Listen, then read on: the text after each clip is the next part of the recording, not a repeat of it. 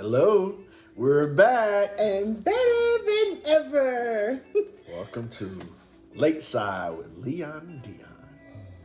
Yes, I like it that is. thing. I like that too. I'm glad that we Lakeside. stuck Well, on it should that. be Oceanside, but anyway, it's Lakeside with Leon. It's all good, man. It's by the water. Who cares? That's right. It's by the Right? water. And There's so the water we've right been, there. There's the water. He makes me smile every day. So we've been talking about preparing for marriage, Yes. you know, and we talked about the investment people make in the marriage day and how we really don't spend a lot of time investing in the marriage, which is the meat of everything, right? It's supposed to be a lifetime. We are going to the altar, many of us before God, and committing a lifetime together, committing to a lifetime together, a covenant. And we're not equipped because we are passionate about strong marriages and relationships and the success of them. Yeah. Right? We've been sharing from Gary Chapman's book. Chapman. I know you see Gary Thomas. I know. Gary Chapman's book, The 4 Seasons of a Marriage. And I like this book because it's sensible, it's simple, and it puts it in terms that everyone can understand, right? And so it's very important that you understand. All you get and get understanding, right? And so this helps you to understand a lot of things. And so we want to talk about winter.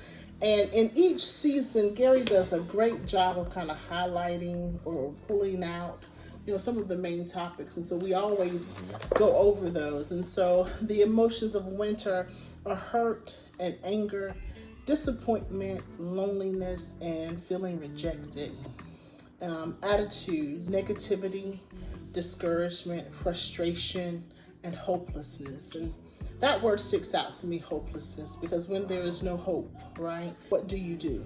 And many people just lay down and give up at that point. There's no hope, which is really sad in itself. And so actions, you become destructive. Your actions are destructive. You speak harshly. Leon talked about, you know, how you speak to one another. And I think that as you're preparing to get married, you need to notice, because one thing that happens is people show you who they are, especially when you've been in a relationship any amount of time. People show you who they are. You just have to believe it. You just have to accept it and Accept and believe it, right? it. So speaking I'll show you harshly who is you are. probably not going to pop up 5 years into the marriage. You know, I think, you know, you talk about children, you talk about some of these things right here about like hopelessness and frustration. I know we haven't talked much about another component of marriage, and that is children. How those things can be exacerbated and or illuminated much more when you have children. When you give birth, yeah. When you give birth and have children, because I mean, if you think when you're dating someone and they're a take charge kind of person, and they're, you know, and they walk into the room and everybody does what they want them to do, and that's all cute and great and beautiful and wonderful. You love those qualities, but those qualities come back to bite you in the relationship, and then you're like, oh, well, again, we talked about way back when we talked about spring or summer, how things will come back, the little cyclical things, and you're like, oh, is that the person I married? And so that it happens that way. But when you start having children, you haven't seen frustration in a marriage until you start having children. And then you get to this point of your life, I guess I wouldn't say just this point in your life, but this point in your marriage. Maybe the children are of a certain age. And you're working on certain things within your marriage. And you need to also understand who holds the marriage. A wise man once brought that question to the forefront for me, and I had to think about it. You know, who holds the marriage? And most people say, well, it's not 50-50. I don't like a 50-50 component. I don't like a 100 component. But somebody holds the marriage, or somebody. And Lord help, though, that person becomes hopeless. Exactly. In this winter season. Bingo. And so holding a marriage is important, because who holds the marriage is important because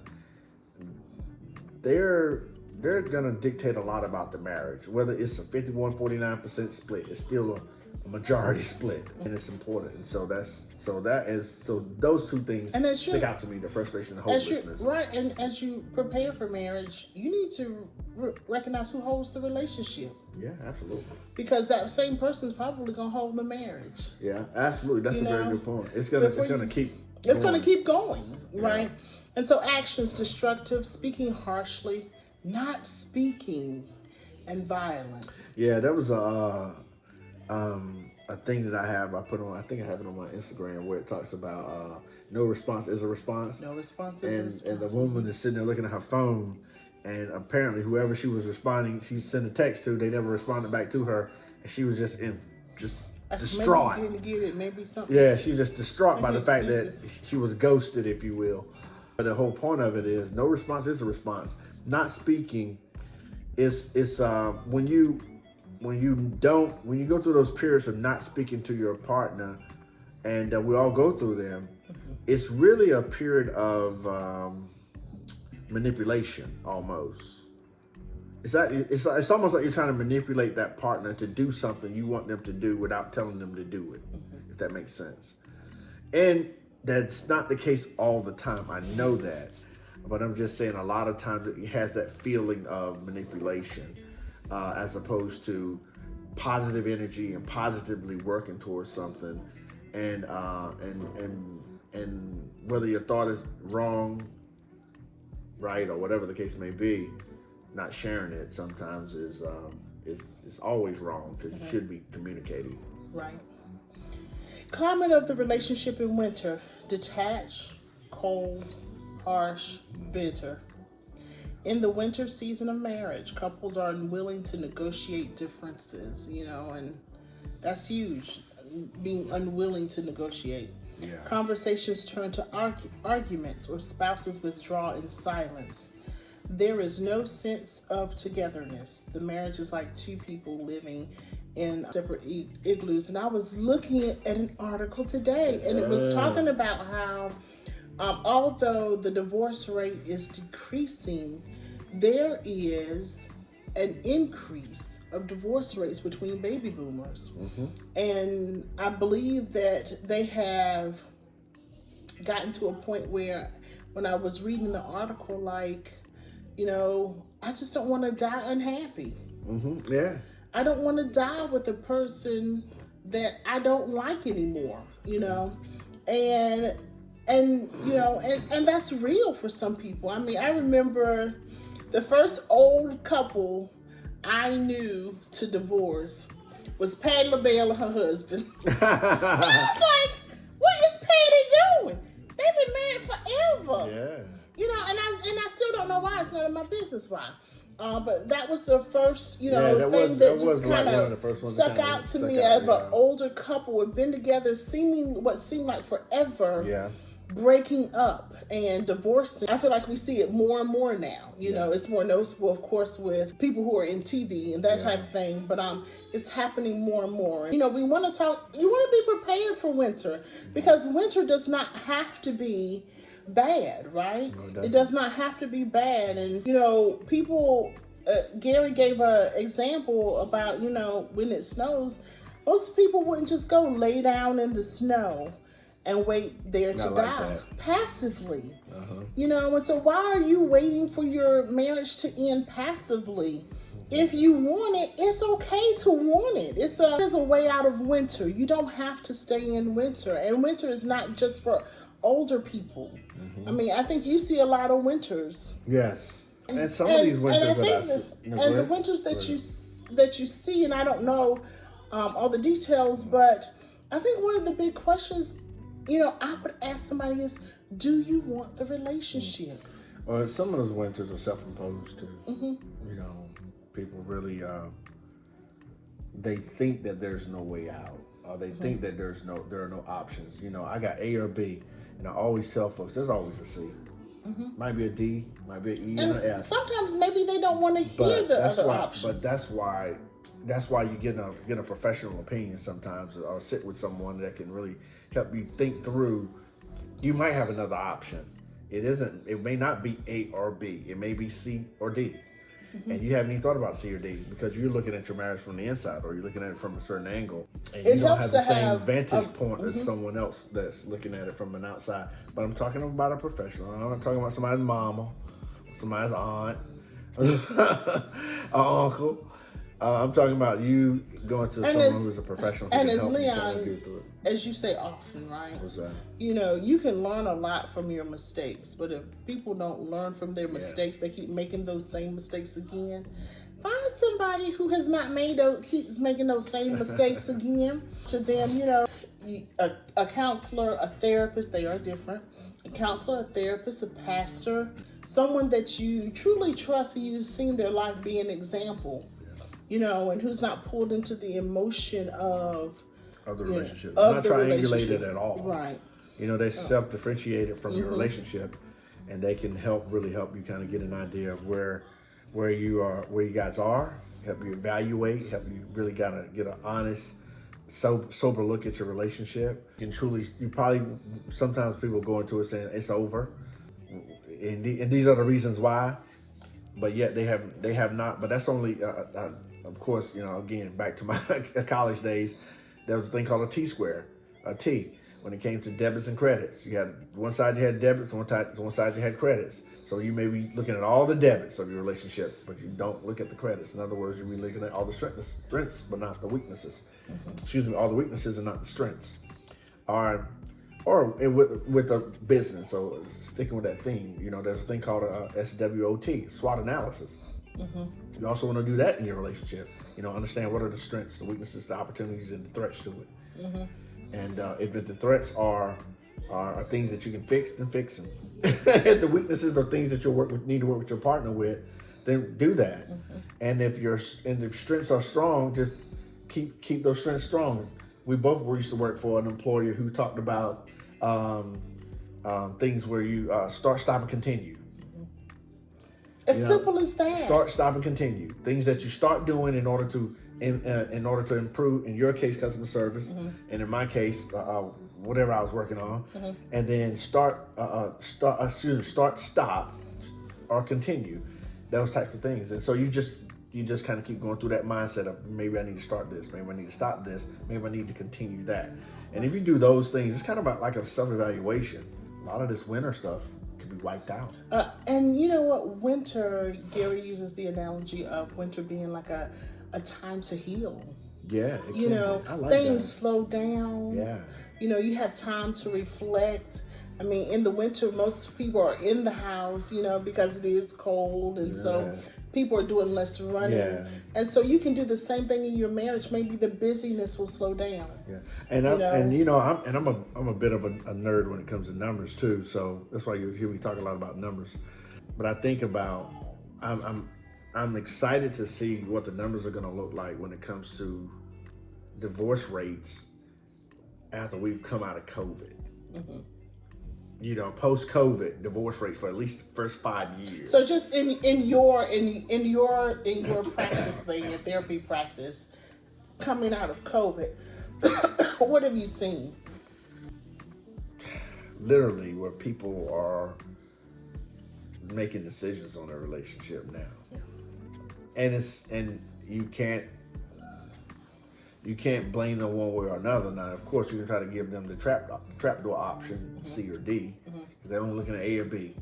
We either stay together and act like we're married. I mean, love each other, or I just got to go because I've been up under this person for the last 2.5 years, or whatever the case may be, and I can't take any more.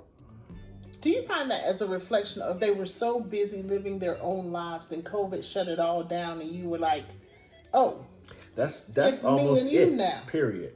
Now, what am I going to do with you now? Yeah, you know. And I'm talking couples who are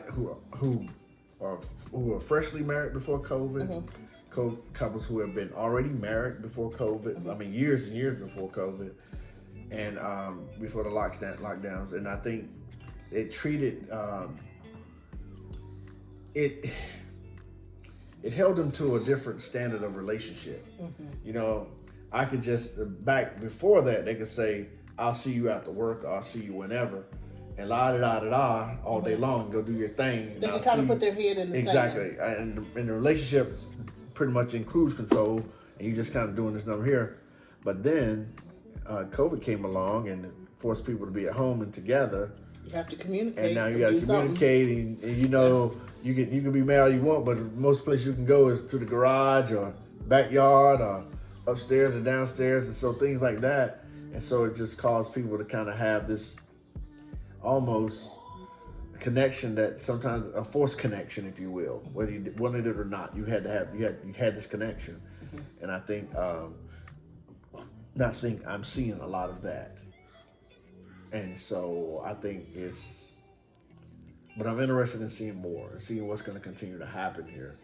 I've seen people fighting for their relationship too, in a good way, using their strengths to fight for the relationship, thinking about the unique opportunities and unique moments in their lives, and using those moments as fodder or fuel, if you will, to continue to boost the rockets of love. So I like that, rockets of love. Come on now. Anyway. So yeah, winter does not have to be the end all be all. No, it can be a great time to sit back and heal and kind of regenerate the relationship and bring it back to breathe new life into it during that time. Winters, they are a great deciding point in a marriage. You have to decide, and sometimes once you get to winter, most times when you get to winter, it's smart to bring someone else in. We said this before, but we talked about a lot, but it's time to bring someone else in sometimes. The pastor, your counselor, a therapist, somebody you want, but bring somebody in. Winter is not going to be as easy to navigate as spring and summer. But yeah, so it doesn't have to be the death of a relationship, of a marriage. Absolutely not. It can be a time of healing, a time of restoration, a time of rebuilding. Yeah. You know, a time of strengthening. Yeah. And that's what we'd like to see it be for you. Yeah. So if you're in North Carolina or South Carolina and you need some help, you have Lakeside Psychotherapy and Wellness with Dionne, but there are also other therapists and counselors in the area. So, you know, get help, reach out, ask for help. Help is out there. People are ready to help you, looking forward to helping you, and be neutral help, not take one side or the other. Right? Absolutely. I think that's the thing. You need someone that can help you honestly from the heart and help care for your soul in a way that they're looking at it from the outside but they're doing it in a very non-judgmental way. And you know when people are judging you. But you to be very honest with you. But to be honest with you as well. And to challenge you. I mean, without challenge, I mean, what do you achieve without challenge? Right. Anything, you know, I throw a sports reference to everything, but literally, without challenge, what do you achieve? And so, there you go. Yeah, anything worth having is worth fighting for. That was good. That was good. Thank you. All right, so we got through the 4 seasons. Guys, we encourage you to buy this book, read this book. And just like we went through His Knees, Her Knees, and we referred back to it because it's all connected. We will probably, as we move forward in other books, we'll probably refer back to this, right? Yeah. And review some information in here because it's actually good. And so I will tell you that I was thinking about this, and we are looking at a lot of books to help you. Hopefully you have someone to help you with premarital counseling. If you don't, you will look for someone to help you with premarital counseling. And it should not be easy. It should not be a cakewalk. It is pressure testing because your marriage, you're signing up forever. It's not like a car you're going to trade it in. We are excited about the materials and the resources that are already out there and available to you. We do not believe the wheel should be recreated.